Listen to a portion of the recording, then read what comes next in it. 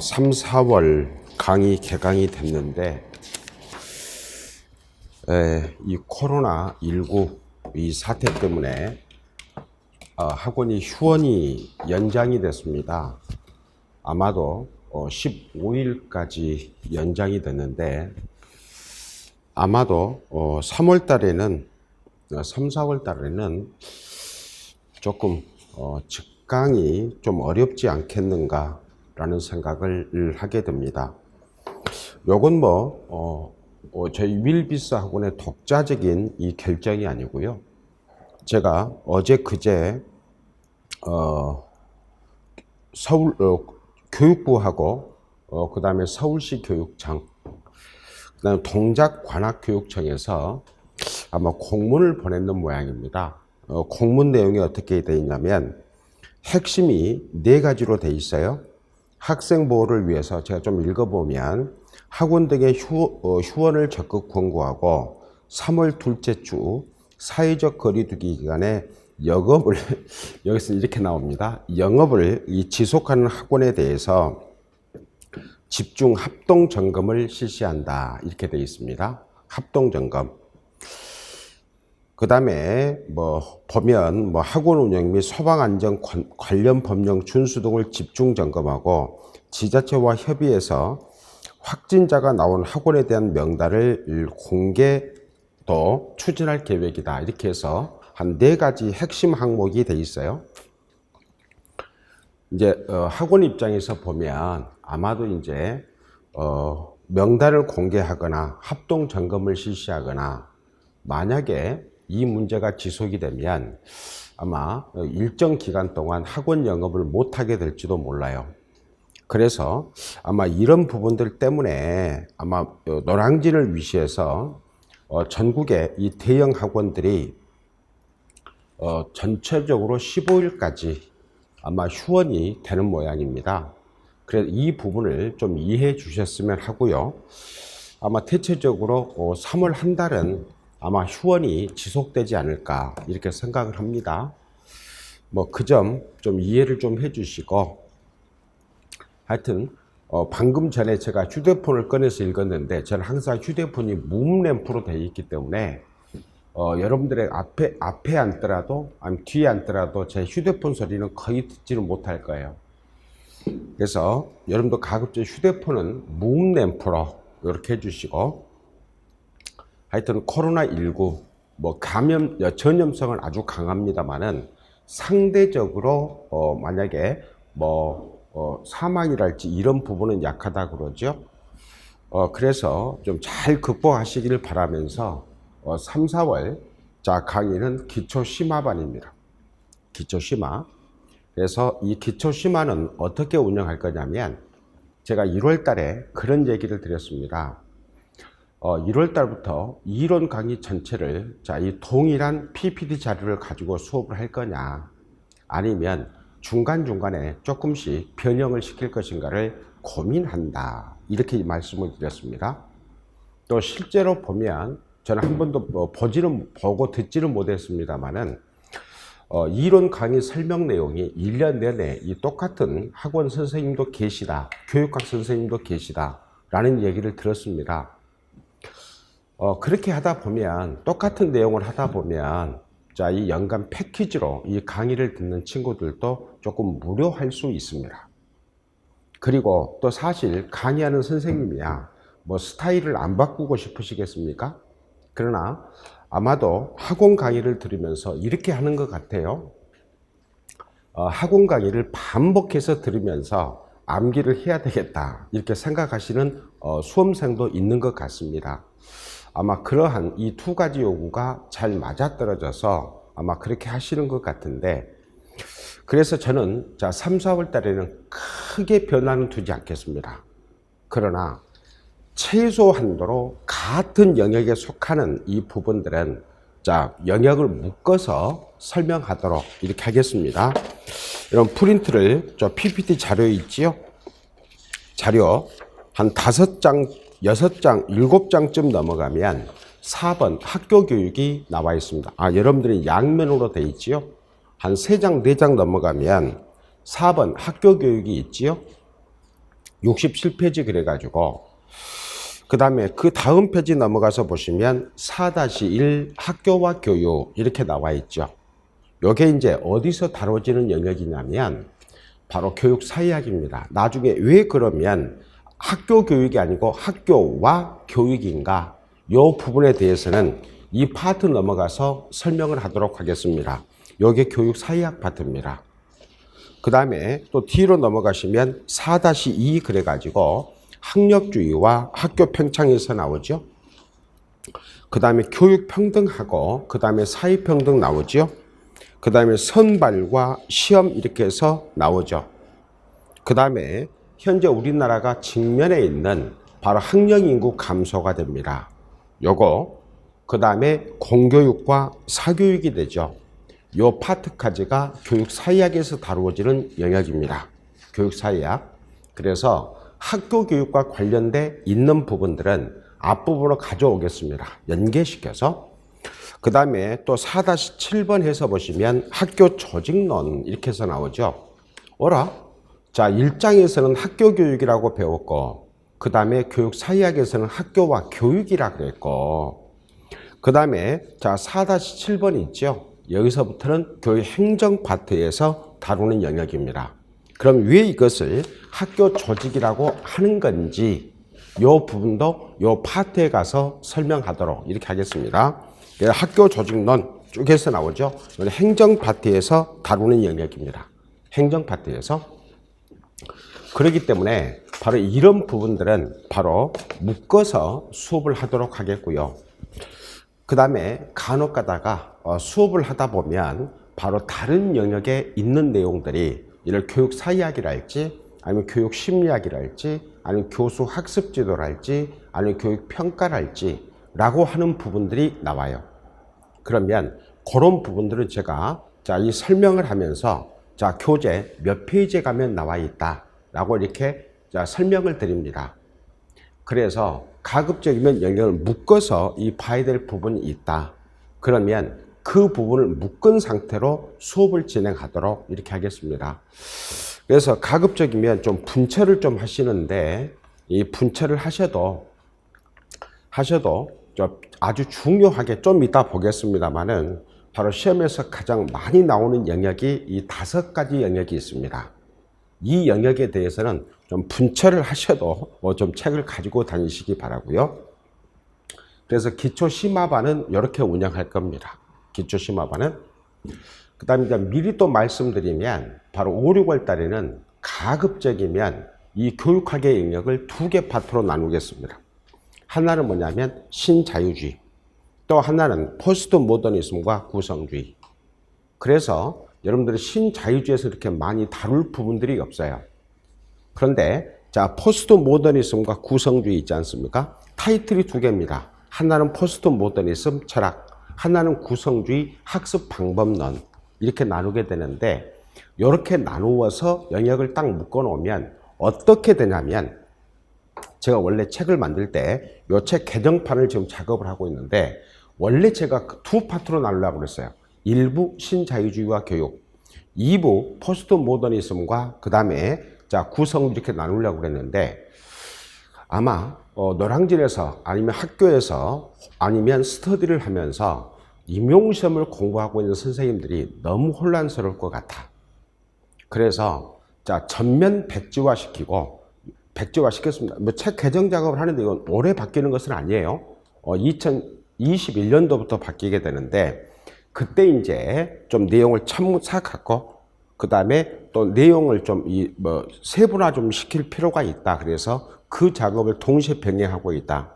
그 새롭게 추가되는 부분들이 있잖아요. 이런 부분들은 여러분들에게 프린트로 제공해 드릴 생각이니까 전혀 걱정하지 마시고 이렇게 해서 이제 기초 심화반 이 부분을 설명을 했고요.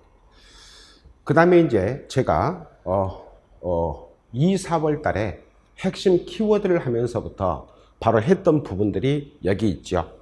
먼저 홍보가 됩니다. 제 카페입니다. 여기 카페예요. 카페는 모둠 2인제 교육학 카페 그렇게 해서 보면 바로 다음에 가면 카페가 있습니다. 여기서 여러분들이 이 모둠이라고 하는 말을 들어보셨을 거예요. 자, 우리가 모둠 학습이란 말 많이 들어봤죠. 이것은 모둠 학습인데, 원래 모둠이라고 하는 것은 어떤 의미냐면, 옛날에, 자, 지금처럼 이 고기잡이가 현대화되지 않았을 때, 지금도 이제 체험하는 곳에 가서 보면, 자, 이 바다에서 밀물이 들어오잖아요. 밀물이 들어오면, 자, 고기들이 가장 많이 모일 것 같은 곳에다가, 자, 이 돌을 쌓아놓습니다. 돌을 쌓아놓으면, 자, 이 썰물이, 물이 빠져나갈 때 이 고기들이 다 못 빠져나가죠. 다 못 빠져나가고, 자, 이 있는 고기들이, 자, 이 물이 빠져나가면서 자신의 모습을 드러내면 어부들은 가서 그 물고기를 잡아옵니다. 바로 그렇게 쌓아놓는 것을 뭐라고 그러냐면 모둠 이렇게 부르거든요. 그러니까 우리가 나중에 붙여진 이름입니다만은 원래 모둠의 형태라고 하는 것은 우리나라도 상당히 오랫동안의 기원을 갖는다, 이런 의미를 갖고 있죠. 그래서 저는 이제 협동학습에서 모둠이라고 하는 의미도 있지만 제가 원래 붙였던 이름은 뭐냐면 바로 그 모둠을 말합니다. 다시 말하면 이 정보 홍수 시대에 어마어마하게 많은 정보들이 여러분들, 자, 이 머릿속에 들어오게 되죠. 그런데 그 모든 정보라고 하는 것들이 전부 다 여러분의 머릿속에 남아있지 않죠.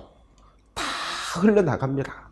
여러분 공부를 많이 해보셨기 때문에 알겠지만, 여러분 고등학교 때 그 많은 영어 단어, 그죠? 책을 많이 암기했음에도 불구하고 그 다음날 아침에 일어나서 내가 외웠던 영어 단어 딱 머릿속에 상기해 보면 많이 남지 않아요. 바로 여러분들 인지구조 속에 남아있는 이 정보량이라고 하는 것은 바로 소수란 말이죠. 그런데 그러면 우리가 어떻게 하면 같은 시간과 노력을 들이고도 그 모둠 속에 다양한 종류의 물고기와 많은 양의 물고기를 잡을 거냐? 그것은 바로 수천 년 동안에 내려온 어부들의 경험입니다. 그래서 가장 물고기들이 많이 왔다가 지나가는 곳에 돌을 쌓아 놓으면 그곳에 거기에 물고기가 많이 걸려든다는 거죠.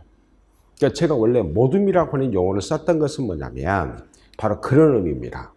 동일한 시간을 들이고도 동일한 노력을 들이고도 어떻게 하면 나의 인지구조, 자, 이 머릿속에 많은 양의 정보를 남기게 할 것이냐 라는 의문을 갖고 제가 붙였던 이름이 뭐냐면 모둠이에요. 그래서 자, 곰곰이 생각해 보니까 바로 공부를 많이 하지 않으면서도 정보량을 남기는 방법은 뭐냐? 영역별 학습이다 라는 결론을 얻게 됐습니다. 그래서 이제 수업을 그렇게 진행한다. 그 다음에 이제 두 번째가 뭐냐면 매주 2회에서 3회 정도 이 카페에서요 핵심 키워드 문제가 제공이 되고 있습니다. 물론 이제 직강이나 또는 인강을 통해서 이 듣고 있는 친구들은 물론 다운로드 받으시면 되죠. 그런데 듣지 않은 친구들은 이 핵심 키워드 문제를 바로 출력을 해서 여러분들이 자, 글을 읽고 그 다음에 또 답안지를 써서 제출할 수도 있습니다. 그런데 원래 제가 이걸 핵심 키워드 문제를 구상할 때가 언제냐면 작년 12월입니다. 그렇기 때문에 그때까지만 하더라도 이것을 오프라인하고 온라인상으로 제공하겠다라는 구체적인 계획이 없었을 때예요. 그래서 작년 12월 초, 자, 외국에 있을 때 그때 나가서 곰곰이 생각하다가 구상한 것인데, 자, 12월 중순에 들어와서 학원 관계자하고 이야기를 하면서 이것을 오프라인하고 온라인으로 제공하자. 그럼 어떻게 할 거냐? 무료로 할 거냐 아니면 유료로 할 것이냐의 문제가 대두가 됐어요. 그 작년에 자, 무료로 하다 보니까 어떤 문제점이 많이 생겼습니다. 그래서 유료로 하자. 대신 바로 이 기존의 수강생들은 무료로 하자. 그 비수강생은 유료로 하자. 이렇게 해서 결정이 된 겁니다. 대신 바로 이 윌비스 학원에 다니는 친구들에게는 자, 수강료를 반값으로 하자. 처음에 이제 이렇게도 생각했었습니다. 윌비스에서 전공을 듣고 있는 친구들에게는 무료로 하자. 그런 안도 나왔었는데 그렇게 하다 보면 또 다른 문제가 발생할 수 있기 때문에 바로 비수강생은 유료 이렇게 했습니다. 그리고 여러분들이 이제 핵심 키워드를 문제를 읽고 그 다음에 글을 써보시는 겁니다. 좀 뒤에 설명하시겠습니다만은 그래서 이제 바로 핵심 키워드 문제 한해서 여러분들이 글을 써가지고 카페에 올려주면 온라인 첨삭란을 만들어 놨습니다.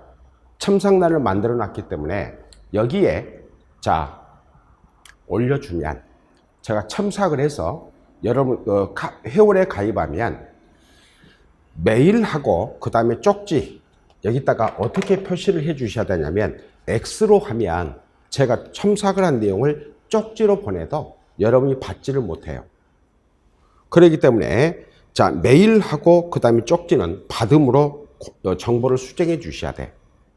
그리고 전 지금까지 그랬습니다. 제 카페를 가입하면서 자 메일하고 그 다음에 쪽지를 전부 다 받지 않으면 X로 표시하잖아요. 저는 바로 자 이 강제 탈퇴시킵니다. 그렇기 때문에 만약에 자 이 온라인상으로 이 첨삭을 받고 싶으신 분들이 있다면 바로 자 이렇게 올려주시면 자 제가 첨삭을 해서 여러분들에게 다시 쪽지로 보내드리겠습니다. 그래서 바로 이게 바로 뭐냐면 다양한 혜택을 제공하는데 자주 참여하시는 분들에게는 또 다른 방법을 강구하고 있어요. 혜택을 제공할 예정이다. 그 다음에 교육학 그렇다면 교육학 공부는 어떻게 할 것이냐. 자, 이 교육학 공부 방법론이 되는데 여러분 우리가 일반적으로 여러분 스스로 공부한다. 이것을 러닝이라고 그래서 학습이라고 그래요. 그런데 원래 학이라고 하는 단어하고 그 다음에 습이라고 하는 단어는 별개 단어예요. 별개입니다. 우리가 영어를 러닝 그러니까 학습 이렇게 한 단어처럼 인식을 하게 되는데 학이라고 하는 것은 뭐냐? 배운다는 거예요. 그 다음에 습이라고 하는 것은 뭐냐면 연습한다 이 말입니다. 여러분 배우는 것하고 연습하는 것은 똑같을 수도 있지만 분리돼야 돼요.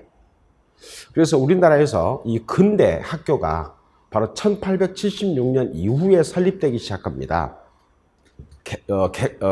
개항을 한 이후에. 그런데 우리나라 서당 중에서 우리나라 이 초등교육기관 중에서 가장 많은 역할을 수행한 것이 뭐냐면 서당이에요.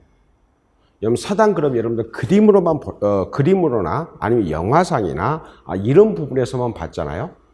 원래 서당에서는요. 자 스승님이 계시고 그 다음 학생들이 쭉 자 이 가부좌를 틀고 앉아서 선생님이 처음에는 자 한자를 읽어주시면 열심히 반복해서 강독을 합니다. 이 과정이 뭐냐면 바로 학이에요. 그 학이라고 하는 것은 무엇을 전제로 하냐면 가르치는 사람하고 배우는 사람을 전제로 해요. 응? 그런데 만약에 가르치는 사람이 없다. 그럼 혼자서 책을 이건 습이에요. 그러니까 학이라고 하는 것은 뭐냐면 가르치는 사람과 배우는 사람이라는 것을 전제로 해요. 우리가 현대적인 용어로 말하면 뭐 교수자 또는 학습자 이렇게 말하겠죠. 여러분도 곰곰이 생각해봐. 조선시대 그러면 고려시대 그러면 과거제도가 도입이 됐잖아요. 여러분 고려시대 그러면 바로 이 공도가 있었단 말이죠. 문헌공도를 위해서 개경에 12개 공도가 있었는데 그럼 왜 12개 공도가 잘 됐느냐 그 말입니다. 그 이유는 뭐냐. 바로 과거 시험을 관장했던 고위 관리들이 바로 퇴직을 하고 나서 바로 요즘 말로 하면 사설 학원을 차린 거야. 근데 그 사람들은 어떻게 되겠습니까?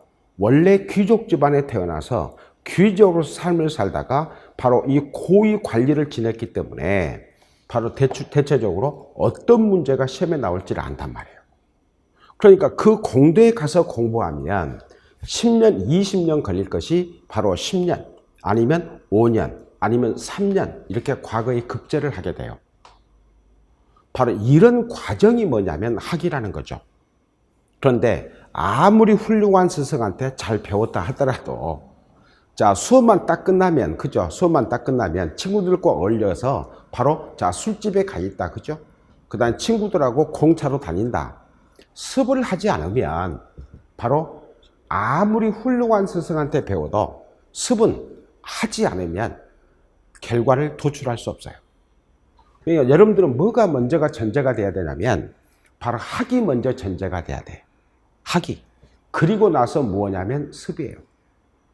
그래서 학은 자, 여러분 선생님한테 제대로 배워야 됩니다. 제대로 배우지 못하면 어떤 문제점이 생기느냐. 여러분들이 간혹 자, 잘못된 내용을 머릿속에 저장해 놓고 그것이 옳다라고 생각할 수 있어요. 그리고 여러분들은 항상 자, 이 배울 때는 질문을 많이 해야 됩니다. 내가 잘못 알 수 있기 때문에 항상 질문을 많이 해야 돼. 그런데 이제 임용시험을 공부하는 친구들의 특징이 뭐가 되냐면 두 가지는 절대 안 하죠. 첫 번째, 질문 안 한다. 그죠? 두 번째, 대답 안 한다죠. 여러 가지는 어떻게 되느냐? 바로 좋은 결과를 얻을 수 없다. 그 다음에 습은, 여러분 복습은 여러분 자기주도적으로 공부해야 됩니다. 자기주도적으로.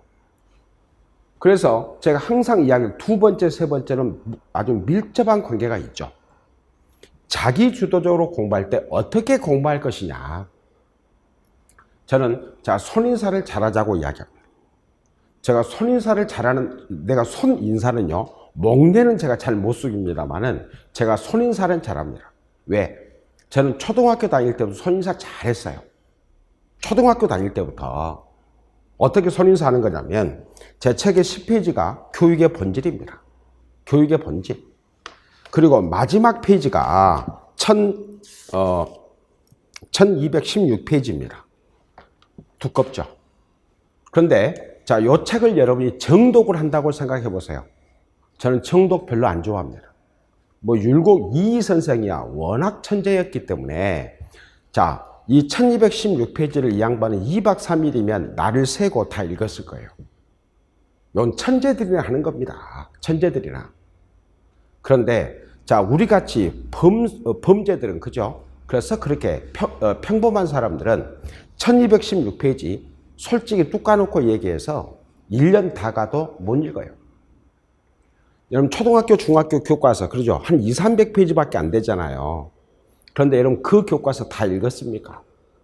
안 읽었죠. 그죠? 그러면 어떻게 하면 되느냐? 자, 여러분들은 자, 왼손잡이냐 오른손 상관이 없어요. 왼손잡이면 왼손으로, 오른손잡이 오른손잡이로. 편한 손가락에 침만 잘 묻히면 돼. 그래서 자, 넘어갑니다. 자, 챕터 1 교육의 본질. 요리 쭉 이 속도로 넘기는 거야. 이 속도로. 이 속도로 넘겨가는 거예요. 그러니까 챕터 2 그래가지고 교육의 유형이 나오네. 평생교육이 있네. 눈은 다 보이잖아요. 그죠? 평생교육이 있네. 이렇게 넘겨가는 겁니다. 넘어가는 겁니다. 이렇게 하면 여러분들이 아무리 못해도 아무리 여러분들이 중간에 졸리더라도 2시간이면 1216페이지 다 넘길 수 있어. 이게 바로 뭐냐면 한 번 책 읽은 겁니다. 한 번 책 읽은 거예요. 그 다음에 이제 그러고 나서 이제 교육학 책은 덮으셔도 괜찮아요. 어디로 가셔야 되냐면 전공으로 가야 되겠죠. 그런데 전 조건이 있습니다. 여러분들 간혹 공부하다 보면 그런 얘기를 많이 들어요. 자, 오늘은 교육학만, 내일은, 모레는 전공만, 그 다음에 4일째 되는 날은 또 교육학만, 그 다음에 또 나머지 날은 전공만. 이렇게 공부하는 것은 여러분들이 망각을 촉진시키는 겁니다. 제가 항상 이야기하죠. 여러분 하루에 이 2시간이면 이 책 다 넘긴다고 그랬습니다. 그러면 자, 2시간 딱 넘겼잖아요. 더 공부하고 싶어도 교육학은 덮으세요. 왜? 전공이 점수의 비중이 높잖아. 전공을 똑같이 한번 해보세요. 똑같이 해보세요. 이렇게 해서 매일같이 반복을 합니다. 그런데 여러분 한 3번 넘겼잖아요. 그러면 제가 나중에 설명하려고 그랬습니다만은 여기 가면 이게 있어요. 자, 영역별 이 출제 경향이 있습니다. 출제 경향. 영역별로 이게 있어요. 요건 여러분들이 거의 암기하듯이 봐주셔야 돼요. 왜 그러느냐? 책을 넘기더라도 여기가 출제가 됐네? 그럼 여러분처럼 아주 영특한 사람들은 첫 번째부터 그 부분을 캐칭할 수 있겠지만 대부분 사람들은 이걸 암기해도 요 전체를 암기한다 하더라도 그죠? 이렇게 암기한다 하더라도 여러분 머릿속에 남아있지 않아요. 그렇기 때문에 자, 이것은 반복해서 보셔야 돼. 교육을 처음 공부할 때. 그러다가 두 번째, 세 번째 넘기잖아요. 네 번째쯤 되면 아, 이게 기출되었구나. 이 부분이 나와요. 그 체킹하고만 넘어가시면 돼요. 체킹은 넘어가시면 돼. 네 번째도. 다섯 번째도 그냥 넘어가세요. 다만 다섯 번째부터는 아, 여기가 기출되었네? 아, 그렇지. 그리고 그 내용만 한번 쑥 위에서 아래로 훑어보시면 돼. 여섯 번째부터 여러분들이 이제 바로 기출된 부분을 중심으로 읽어만 가시면 돼. 그게 길어야 5페이지에서 6페이지거든. 어? 5페이지에서 6페이지야? 그럼 여섯 번째쯤 읽을 때 되면 언제쯤 될 거냐? 7, 8월쯤 될 거예요. 여기서부터 여러분들이 이제 세심하게 공부해 가시면 된다. 그럼 어떻게 되느냐? 여기 있죠? 10번 읽어집니다. 여러분 10번 읽고 수험서를 10번 읽잖아요. 우리 인간의 뇌라고 하는 참 희한한 것입니다. 여러분 쭉 한번 놓고 자, 아 25페이지 교육의 유형 형태가 있구나 이렇게 나오잖아요. 여러분 그냥 넘어갔습니다. 그럼 여러분들이 밥을 먹다가 갑자기 이런 경우가 있어요. 내가 오늘 책을 넘겼는데 교육의 유형을 봤는데 몇 페이지지? 페이지는 생각이 안 나요. 바로 교육의 유형이라고 하는 것이 여러분의 인지구조소에 각인이 된 거예요. 그럼 여러분들 같은 식사하고 나서 여러분들은 또 바로 아 이게 자 교육학 개론인가 아니면 교육 사이학인가 각각 영역에 따라서 여러분들이 바로 이 달라질 수 있겠죠.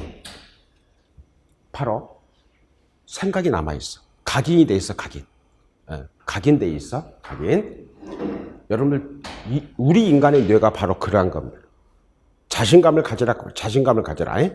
뇌는 그렇다. 10번 읽자. 그 다음에 이제 4번을 보시면 자 3, 4호부터 이렇게 들어갑니다. 3, 4호부터 이렇게 묶어서 갈 거예요. 묶어서. 그 다음에 5번입니다. 쓰기. 이 연습을 자주 해야 돼. 이제 과거의 객관식일 적에는 그죠? 자 정답이 아닌 것을 걸러내고 정답이 아닌 것을 걸러내고 정답만 찍으면 됐잖아요.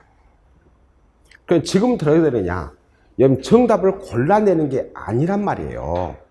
여러분들은 바로 이 주제를 주어지면 이 주제에 따라서 서론, 본론, 결론의 형식을 갖추어서 답안을 작성해야 돼요. 그런데 여러분 쓰기라고 하는 것은 어느 날 갑자기 실력이 일치월장되는 것이 절대 아니에요.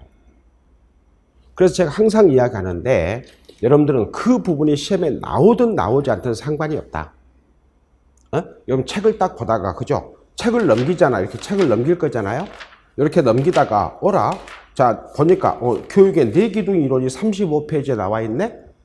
그럼 여러분들이 뭐라도 해보시면 되냐면 항상 그 옆에 연습장에다가 교육의 내기둥 이론 요거라도 써라.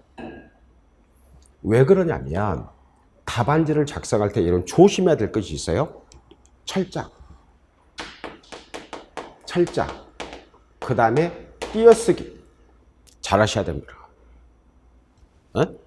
여러분 철자와 띄어쓰기라고 하는 것이 여러분 당락에 결정적인 기여를 하는 것은 아니에요. 그래서 여러분들이 한번 띄어쓰기 하지 말고 한번 써보세요.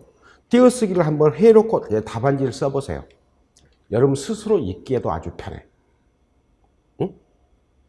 그렇기 때문에 그 다음에 이 철자, 틀린 글자는 절대 이런 바로 고치셔야 됩니다.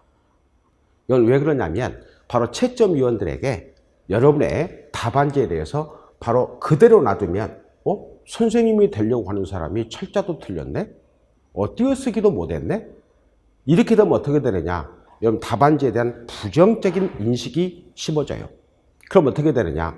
그것 때문에 0.1점, 0.2점이 감점된다고 생각해봐.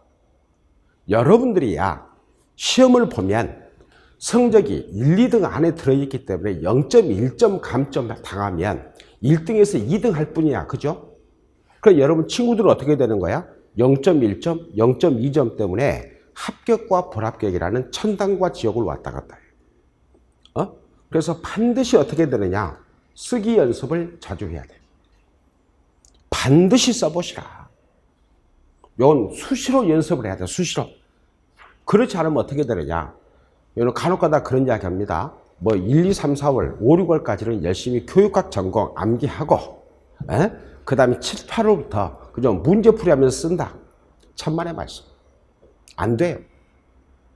제가 이제 우리 때는 그랬습니다. 박사 과정에 들어가면 바로 박사학위를 받으려면 서브 논문이라고 그래가지고 한 3편 정도를 바로 이 국가에서 인정해준 학회지에다 그 논문을 올려야 돼요.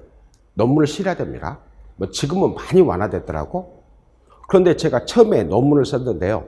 6번 빠꾸 맞았어. 내 내용이 그런 것이 아니라 여러분 형식이야, 형식. 여러분 보세요.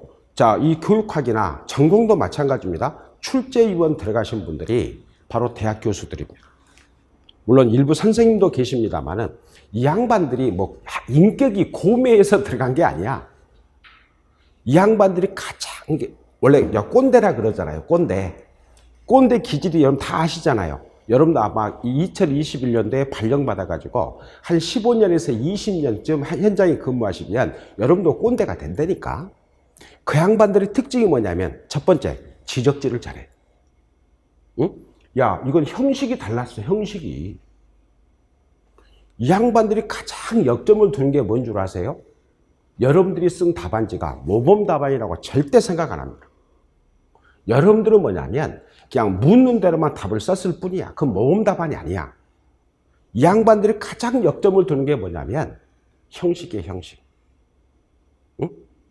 그렇기 때문에 아마 노량진에서 강의하는 선생님 중에서 교육학 선생님 중에 가장 최근에까지 작년까지 바로 출제위원들하고 같이 생활한 사람은 유일한 사람은 나야. 바로 그 사람들이 뭐라고 이야기하냐면 혀를 끌끌 찹니다. 왜냐하면 선생님을 선발하는 방식을 그래서 바꿔야 돼 라고 공통적으로 이야기를 해요. 왜냐하면 형식이 형식. 그래서 쓰기 연습 자주 해야 돼. 여러분 이것은요 하루아침에 잘 써질 수 없는 거예요. 그럼 작년 6월 달인가요? 이 윌비스 학원에서 전국 모의고사를 봤습니다. 그 답안지 아마 지금도 학원에 비치되어 있는지는 모르겠어요. 여러분 가서 자, 제가 채점했던 부분들에서 한번 보여달라고 해보세요. 제가 어떻게 채점했는지. 그 당시에 답안지를 썼던 내용 전혀 저는 고려 안 했습니다. 왜? 엉망이기 때문에. 제가 가장 많이 봤던 부분이 뭐냐면 형식이에요, 형식. 심지어 첫 글자부터 마지막 끝맺음까지, 그죠? 문단 구분 없이 쓴 국어 예비 선생님도 있었어. 그 선생님 합격했느냐 안 했는지는 솔직히 모르겠어요. 많아요. 의외로 많다. 글 쓰는 형식을 모르는 사람들이 많다. 응? 그다음에 두 번째로 보시면 논술 작성의 기초입니다. 이것은요, 자, 중간중간에 제가 이야기를 할 거예요. 반드시 서론, 본론, 결론이에요. 이 형식은 반드시 기본이야. 요걸 지키지 않으면 어떻게 되느냐? 여러분, 요것만 잘 지키고, 그 다음에 문단만 잘 구분해주고, 그 다음에, 자, 요즘에, 자, 이 지시문에서 보면 항상 주제가 주어지잖아요? 그 주제가 반드시 들어가고, 서론, 본론, 결론, 그 다음에 표현의 적절성. 적절성이라고 하는 말은 무슨 말이냐면, 쓰라는 내용을 제대로 썼느냐야. 다시 말하면, 자, 이 내용을 쓰라고 그랬는데 거기다가 바로 대중가요 가사를 적어놨어. 이건 적절하지 않죠? 그렇잖아. 이렇게만 쓰면 기본 점수 5점 나와요. 5점. 5점 나온다니까? 5점이 나오는데, 자, 그럼에도 불구하고 교육학에서 8점 맞았다. 이 말은 무슨 말입니까? 거의 못 썼다. 그 말입니다. 그러니까 이 서론, 본론, 결론은 반드시 이 형식을 갖춰줘야 돼. 그리고 특히 여기서 더 중요한 것이 뭐냐면 본론이야, 본론. 물론 서론이 가장 중요하고 결론도 중요합니다만은 더 중요한 것이 뭐냐? 본론이야, 본론. 왜 그러냐면 항상 나오면 주제문이 4개잖아요. 문항이 4개가 나오잖아요. 4개가 나오면 무슨 말입니까? 본문 단락이 몇 개다 그 말이야? 4개다, 4개다. 그러면 총 단락이 몇 개가 돼야 되냐면 서론 하나, 본론 4개, 결론 하나에서 6개가 돼야 돼요. 이게 기본 형식이야. 이것만 잘 지켜주면 어떻게 된다? 5점 나온다니까. 바로 자, 주제문이 4개가 돼요. 그리고 여러분 결론, 그러니까 뭐 아주 거창하게 생각합니다. 결론은요 다른 거 없어요. 서울은 여러분 한 3줄 정도 쓸 거잖아요. 그죠? 어떤 사람들을 보면 작년에 7, 8월, 9, 10월 달도 보니까 서울은 엄청 길어. 요거요. 마이너스 요인이야. 감점 요인이에요. 서울은 몇 줄이냐? 3줄 이상 넘어가면 안 돼. 서울은. 그래서 어쩔 수 없이 4줄이 넘어가는 경우가 있어. 4줄까지 가는 경우 있어. 요건 괜찮아. 그럼 막 서론이 7줄, 8줄 되잖아요. 요 출제위원 화나게 하는 겁니다. 그래서 서론 나중에 쓰는 방법 가르쳐 줄게요. 그 다음에 서론은 요약 제시할 때 딱 한 줄 정도면 끝이야. 요약할 때 결론 부분에 자, 무엇을 중심으로 4개 주제에 서술해 보았다. 그럼 결론 첫 줄 시작이야. 끝이야. 두 번째는 뭐냐면 각 본문 단락이 있잖아요. 본문 단락에서 한 줄 정도씩. 그럼 몇 개야? 결론은 5줄이면 끝나. 어? 결론은 뭐냐? 요약제시야, 요약제시. 결론은 요약제시야. 제가 이 책을 개정하면서 자, 이 가정교육에서 바로 가정환경과 교육이라는 논문을 제가 학교에 썼던 논문을 바로 여기다 실어놨다가 이 책을 개정하면 제가 빼버린 경우가 있어요. 제가 옛날 책에다 왜 집어넣어놨냐면 글은 이렇게 쓰는 거다. 요걸 제가 해주려고 했는데 그냥 뺐습니다. 요 기본 형식이야. 나중에 여러분들이 제가 이제 시간이 될지는 모르겠지만 논술 첨삭반을 제가 하려고 그래요. 그때 자 제가 가장 강조하는 부분이 뭐냐면 요거예요. 요거 글 쓸 때 요겁니다. 여러분 연습할 때는 이 형식 안 갖춰도 돼. 그러나 본격적으로 자 이 글쓰기를 할 때 논술 할 때 여러분 반드시 지켜야 될 것이 뭐냐면 서론, 본론, 결론입니다. 그 다음에 자, 두 번째 참고할 점이 됩니다. 아마 1, 2월 달 강의를 듣지 않고 그 다음에 2, 4월 자, 이 핵심 키워드 강의를 들은 친구들은 아주 눈에 익을 거예요.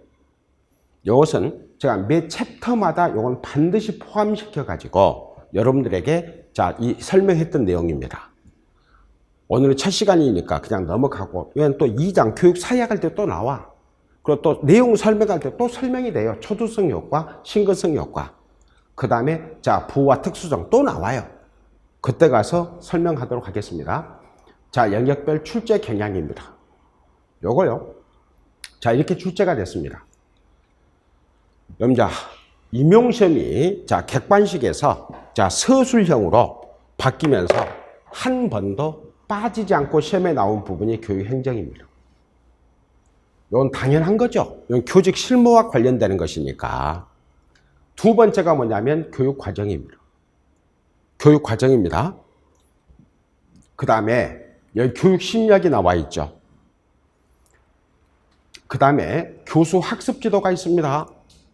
이 교수학습지도는 중요한 거예요. 이 교수학습지도는 자, 교육공학하고 왜 분리를 안 시켰냐면 교수학습지도하고 교육공학 있잖아요. 이건 한 몸이야. 이건 한 몸이야. 교수학습지도만 순수하게 교수학습지도, 그죠? 이런 것들은 바로 구성주의에서 나오는 거거든. 작년에 나온 것은 뭐가 됩니까? 요것하고 요것을 연결시켜서 나왔어. 정착 수업하고 위키를 연계시켜서 나왔다고.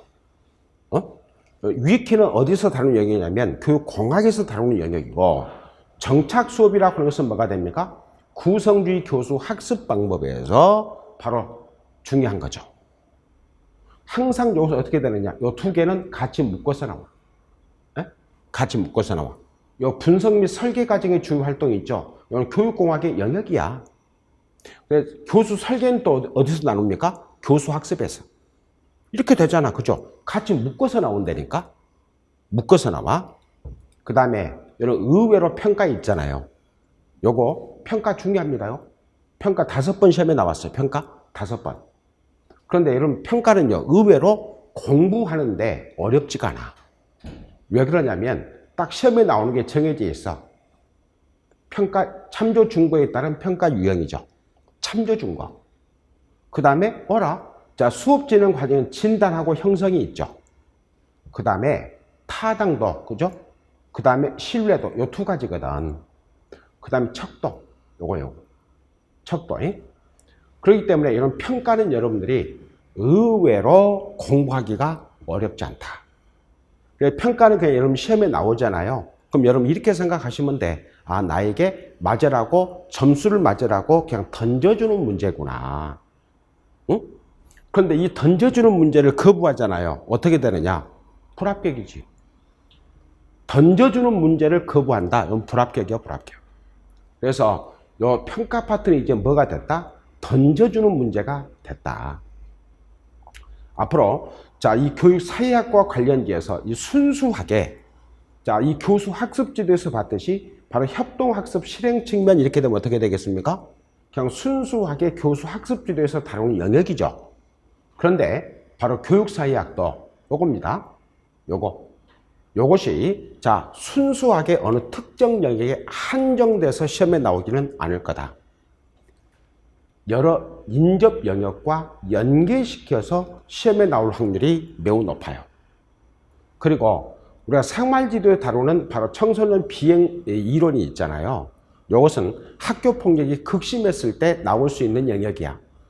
지금 현재 바로 이번 주까지 학원이 휴원되고, 그죠? 학생들이 학교에 가지 않는데 바로 학교에서 무슨 폭력, 그죠? 이런 현상이 나타나겠습니까? 당분간은 시험에 언급되더라도 부분 점수 이상, 1점에서 2점 이상은 바로 높은 배점이 안 된다. 이렇게 생각하시면서 생활지도는 핵심만을 중심으로 공부를 해가시면 아마 충분할 거예요. 그 다음에 자, 이제 저는요 본 내용을 하기 전에 반드시 선행조직자라고 하는 것을 하죠. 선행조직자라고 하는 것은 바로 누가 제시했느냐? 오스벨입니다. 오스벨. 그럼 나중에 이제 바로 교수 학습지대 수업 방법론에 가면 자, 오스벨이 나오는데 자, 이 오스벨은 인지심리학자예요. 그 다음 오스벨이라고 하는 사람은 어디에서 신처럼 받들어지느냐? 수학교육에서. 그래서 이 사람은 설명적 교수를 주장한 사람이거든. 네?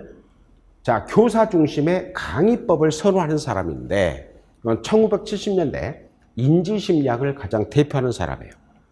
그러면 선생님들이, 여러분들이 이제 2011년도에 학교에 가서 학생들을 가르칠 것 아닙니까? 그죠? 자, PPT를 만들어가지고 수업을 할 수도 있고, 아니면 판서하면서 수업할 수도 있고, 야, 교수 방법은 여러 가지를 적용할 수가 있겠죠.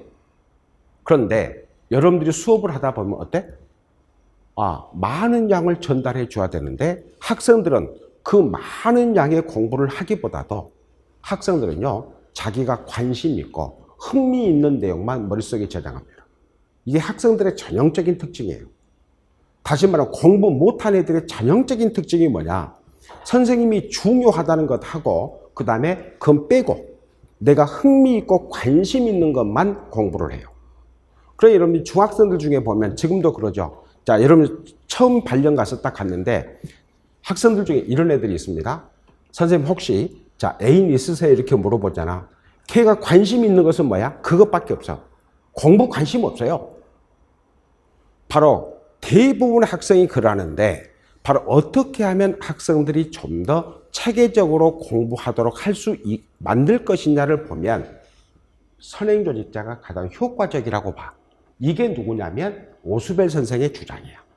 오스벨. 나중에 설명하기로 하고, 그래서 일장은 크게 어떻게 구성이 되냐면 두 개 파트로 구성이 돼요. 하나는 교육의 본질 파트하고 하나는 교육의 유형 파트가 돼요. 그래서 바로 교육의 본질은 정의 방식이 있고 그 다음에 교육의 기능과 목적이 있어요. 여러분, 자, 어느 파트가 됐든지 간에 시험에 나오든 시험에 나오지 않든 여러분 가장 기본적으로 알아두면 편한 부분이 있습니다. 그게 바로 뭐냐면 교육의 기능과 목적이에요. 이건 그러면 이 기능과 목적이라고 하는 것은 바로 일장 교육학 개론을 하면 안 나오느냐? 교육 사회학에서도 나와. 교육 심리학에서도 나와. 그 다음에 자, 교수 학습 지도에서 나와. 심지어 교육 평가에서도 언급이 돼요. 왜 되는지는 그때 가서 간략하게 보도록 하겠습니다. 두 번째가 교육의 유형이야. 여가 중요해요. 여기가 중요한 거야.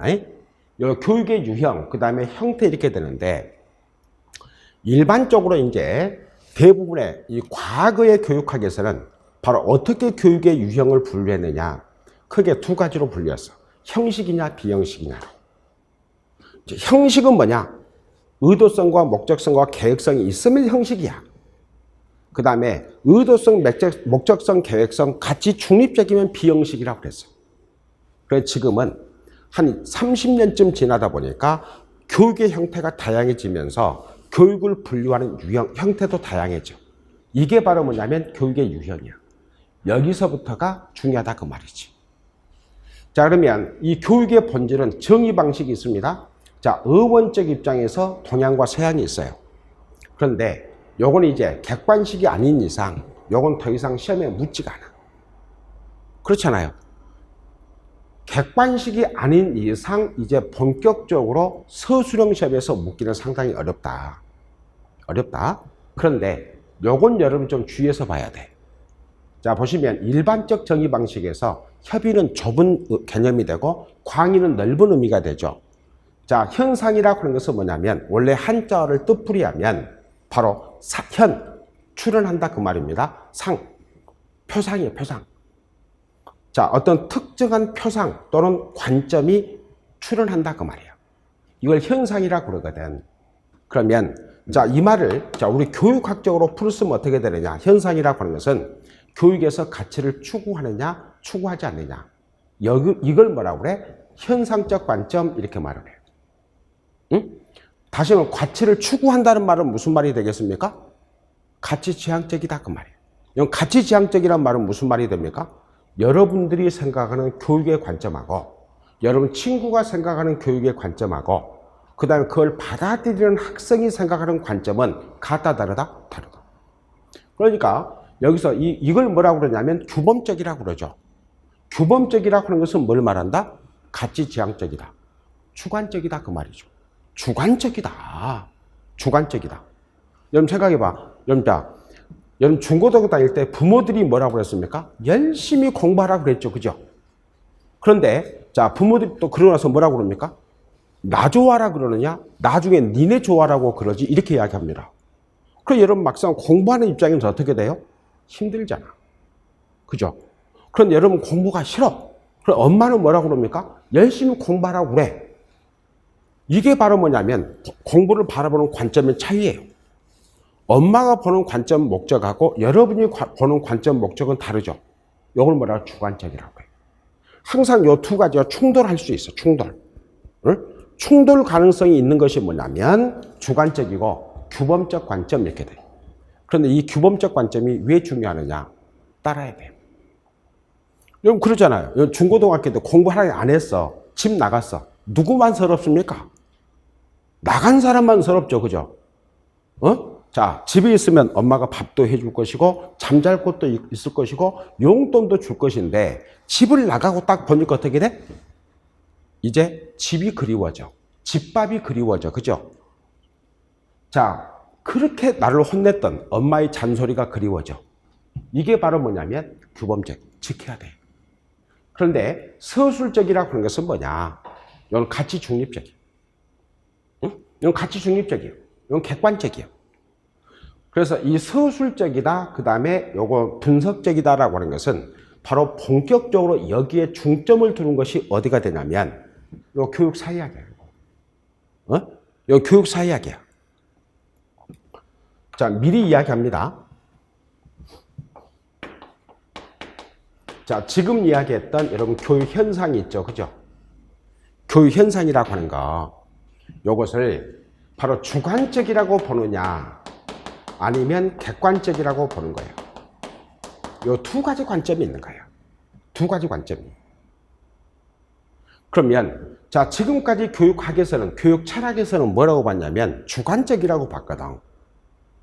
그런데 이 사회학이라고 하는 것은 뭐냐면, 요것은, 자, 사회학이라고 해서 뭐냐면 과학적으로 분석하고 과학적으로 연구하는 거예요.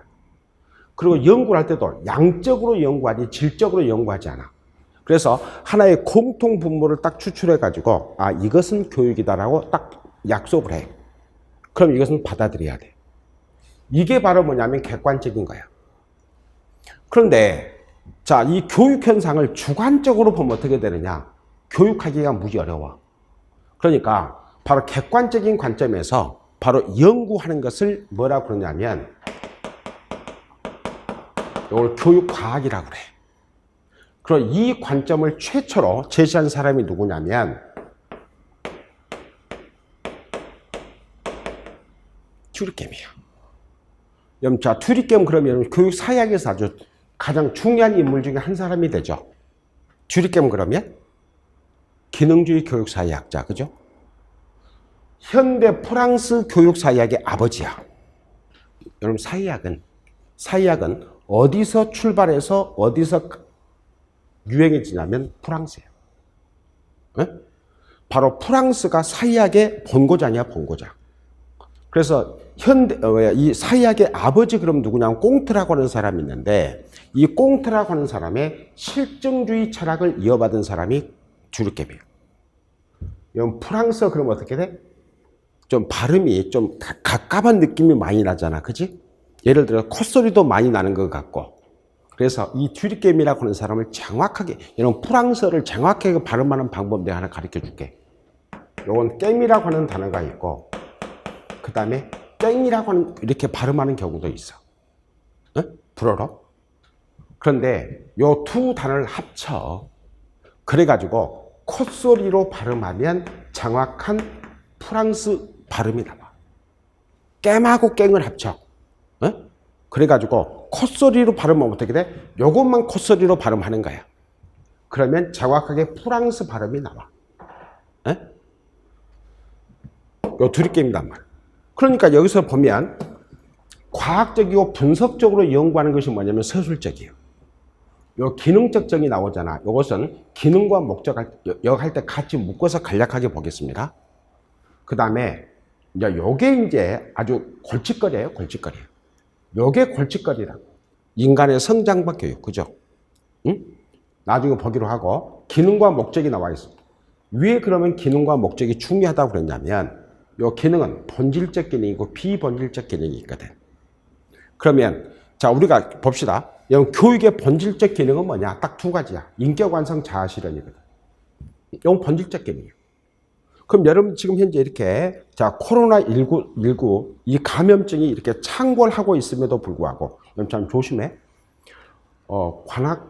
관악구에서 어제 안전 안내 문자가 왔는데 뭐 5번째, 6번째 이 코로나19 감염증 환자가 발생했는데 그 친구들의 동선이 어디냐면 노량진 여기 앞에 무슨 롯데리아 있나 봐요. 이때. 그러니까 여러분들 건강한 사람은 좀 걱정 안 해도 되는데 하도 사회 불안 심리가 강하다 보니까 뭐 이쪽 근방이 어디가 노량진 역 근방에 이 동선이 겹쳐 있나 봐요. 그래서 여러분들이 만약에 지하철을 타야 된다. 그럼 좀 걸어가지고 용산 가서 타. 용산 가서. 운동도 하고 좋잖아. 그죠? 그 다음에 또 예를 영등포 쪽으로 가야 된다 그러면 거기까지 가지 말고 이 앞에서 자, 버스 타고 가시면 돼. 본질적 기능은 인격 완성 자아 실현이고 비본질적 기능은 뭐냐? 인격 완성과 자아 실현이 아닌 것. 여러분들은 자, 현재 지금 이름에도 불구하고 열심히 임용시험 준비를 하는 것은 뭐냐면 훌륭한 교사가 되어서 바로 모든 교사들의 바로 이 사표로서 받들어지는 것을 목적으로 하죠. 이게 본질적 기능이에요. 그런데 비본질적 기능은 뭐냐? 사표? 필요 없다. 여기서 모든 스승들의 표상이 된다 그 말이에요. 사표라고 하는 것은 뭐 사표 낸다 이런 말이 아니니까. 그런데 나는 다양한 직업 중에 하나로서 교직을 선택했을 뿐이야. 이거 비본질적 기능이야.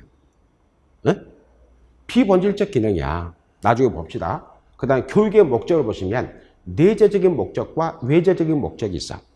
내재적인 목적은 어디와 연결되냐면 본질적 기능하고 외재적인 목적은 비본질적 기능과 연결이 돼. 그러니까 예를 들어서 나의 목표는 뭐냐? 나의 목표는 자, 민주시민을 양성하는 것이 교사의 고유한 목적이라고 보면 본질적 기능이야. 그런데 서울대에 많이 보내는 것이 목적이다? 그럼 비본질적 기능. 응? 요것을 내재적 목적이라고 그러고 뒤에 것을 외재적인 목적 이렇게 말을 해요. 그 다음에 이제 교육의 유형에서 첫 번째가 라이프롱 에듀케이션이 되죠. 평생 교육이 됩니다. 여러분들은 평생 교육의 법적 정의는 알고 계셔야 돼요. 책을 넘길 때 평생 교육의 법적 정의, 협의의 정의 나오잖아. 딱 그 전체를 동그라미 쳐놓고 동그라미 딱 쳐놔. 지금 암기해봤자 5월달 되면 또 망각이 될 거잖아. 또 망각이 될 거야. 그러니까 체킹만 하고 넘어가. 체킹만 하고. 그리고 넘어가 그냥. 넘어가. 그 넘길 때 다시 한번 보면 되는 거야. 여기서 자 넓은 의미의 광의에 보면 시기의 확장, 공간의 확장, 형식의 확장이 있어. 요 세 가지는 이 노란색으로 돼 있잖아요. 여기서 노란색으로 돼 있는 것 있잖아. 중간 이런 점 다 이렇게 출력이 되기 때문에 이 색상으로 안 나오잖아. PPT에서 노란색으로 돼 있는 것은 주의해서 보라 그 말이에요. 주의해서 보라 그 말이에요. 그래서 여러분들이 자 노란색으로 나온 것은 뭐 빨간색으로 밑줄을 그어놔도 괜찮아. 그 다음에 유사 개념 나오잖아요. 여기서 순환 교육은 잊으면 안 돼. 순환 교육은 잊으면 안 돼. 그 다음에 평생 교육의 전개 중에서 여기 내기둥 이론이 있잖아요. 이거 나왔잖아. 이거 딱 동그라미. 그 다음에 자 이 포로 보고서 있잖아요. 이 포로 보고서는 아마 지금도 이 포로 보고서에 21개 건의안을 가지고 여러분 노량진의 임용 수험 교육학 교재에서는 21개 건의사항을 가지고 뭐 특징도 그 다음에 목적도 그 다음에 다 여기서 분할해 가지고 만들어 놓은 책들이 많아. 이게 우리나라 이 임용 교육학 서적에서 책 만드는 데 결정적인 기여를 했던 보고서가 뭐냐? 포로 보고서예요. 포로 보고서. 그 다음에 평생교육 정책과 모형이 나오는, 나중에 설명할 겁니다. 그래서 복지 모형하고 시장 모형 있죠? 요 두 가지. 복지 모형하고 시장 모형 요 두 가지. 그 다음에 성인교육 나옵니다. 요건 안드라고지라 나중에 보기로 하고, 학교, 지역사회와 평생교육 나오죠? 평생학습도시. 그 다음에 요거. 노란색으로 나온 것은 잘 보라. 그 다음에 인적자원 개발이 있는데, 이번에는 1, 2월 달에는 다 강의를 했습니다.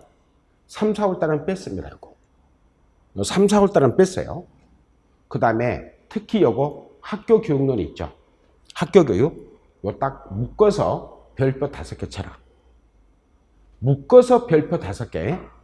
그래서 그 다음에 여기 있는 영재 교육 나오죠. 요거 중요합니다. 영재 교육. 그 다음에 신자유주의 교육 나오죠. 요거. 그 다음에 마지막 부분이 뭐냐면 다문화주의와 다문화 교육입니다. 이렇게 해서 1장을 마치게 됩니다. 좀 시간이 좀 많이 걸릴 거예요. 왜냐하면 이 부분을 제가 가져왔거든. 교육사회학과 교육행정 파트 있죠. 이 부분을 가져왔기 때문에 좀 시간이 걸려요. 그리고 이제 이 정의 방식 나와 있잖아요. 여기서부터는 좀 쉬었다가 수업을 진행하도록 이렇게 하겠습니다. 조금만 쉬겠습니다.